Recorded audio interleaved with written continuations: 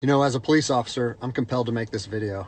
I've been in law enforcement for 10 years, and I'm speaking to my peers, other fellow officers, people in any kind of law enforcement position. I've seen officers nationwide enforcing tyrannical orders against the people, and I'm hoping it's the minority of officers, but I'm not sure anymore, because every time I turn on the television, every time I look to the internet, I'm seeing people arrested or cited for going to church, for traveling on the roadways, for going surfing, opening their businesses, going to the park with their families, or doing nails out of their own house, using their own house as a place of business, and having undercover agents go there and arrest them and charge them with what? With a crime? I don't know what crime people are committing by doing nails in their own house, but we're seeing this more and more and more, and we need to start looking at ourselves as officers and thinking, is what I'm doing right? Now, I want to remind you that regardless of where you stand on the coronavirus, we don't have the authority to do those things to people just because a mayor or a governor tells you otherwise. I don't care if it's your sergeant or your chief of police.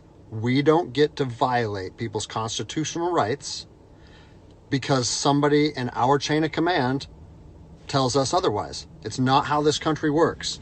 Those are de facto arrests. You know, we're violating people's rights and taking money from them, or even worse, arresting them and depriving them of their freedom when they are exercising their constitutional rights. So let's talk about that. Let's read something right here off of the Declaration of Independence. All men are created equal. Among these, we have the right to life, liberty, and the pursuit of happiness. That to secure these rights, governments are instituted among men, deriving their power from the consent of the governed, meaning our power and any government official's power is derived from the people. Okay? We don't hold power over our citizens. It's contradictory to everything that our country stands for. And this is what I'm seeing. First Amendment rights, telling people they can't go to church, freedom of religion. Okay? Telling people they can't protest, freedom of assembly. Fourth Amendment violations, illegal traffic stops to check for papers. What are you, the Gestapo? Is this 1930s Nazi Germany? You don't get to stop people unless you have reasonable suspicion or probable cause that they have committed a crime. And I know people that have personally been stopped saying, we want to see papers showing that you're essential. David 2, copy a phone call. That is not how our job works, okay? What really has been pissing me off lately is the fact that these officers that are going out here and enforcing these tyrannical orders, what they're doing is they're making my job and my safety, or they're putting my job and my safety at risk.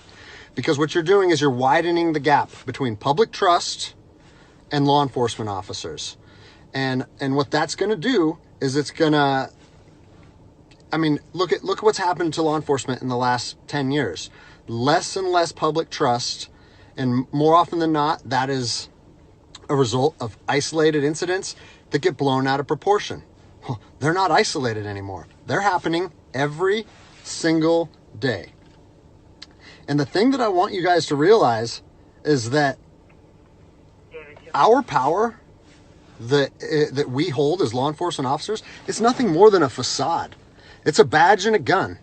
And people, you don't realize, if you haven't lived in anarchy, if you haven't seen combat, things can be stripped from people in a heartbeat. And that's what I'm afraid of. I'm afraid that these actions are going to wake a sleeping giant, i.e. the American people. Okay?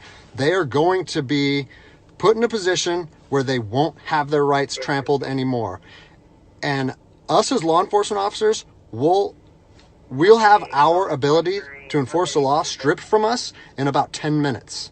Okay? I think what is going to happen if this continues is we're going to see bloodshed in the streets. Okay? I don't want to see bloodshed in the streets on either side of this coin. I don't want to see fellow officers get injured or killed, and I certainly don't want to see citizens get injured or killed. And I promise you, most of you out there doing these tyrannical acts against our citizens, you're not ready for combat. You're not mentally or physically ready for combat in the first place. I promise you, you don't want to go through that, and I hope I never have to go through that again. You don't get to just say, well, I'm doing this because I was told to do so, or I'm following orders, or I need to keep this job. Guess what? I need to keep this job more than anybody. I have 3 young children. I have 2 houses. Like, I have the same sob story that the rest of you guys have. But my personal choices and my living arrangements, no matter what they are, don't allow me to trample on people's rights. And I don't understand why that concept is so hard for people to understand. Listen, you need to stand up for what's right.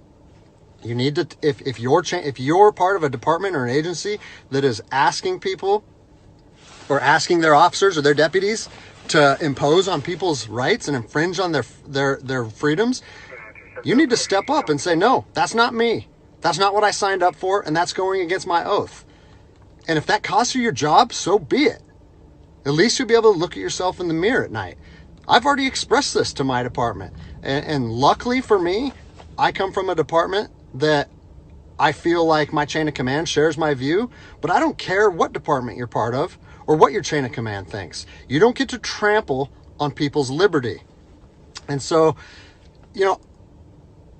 as a special operations veteran, I've fought on the streets of Iraq under the U.S. government's guise of freedom. And I'm telling you what, the American people are going to you are going to wake a sleeping giant, and they are going to fight 10 times harder for their freedom on their soil than anything you've ever seen before.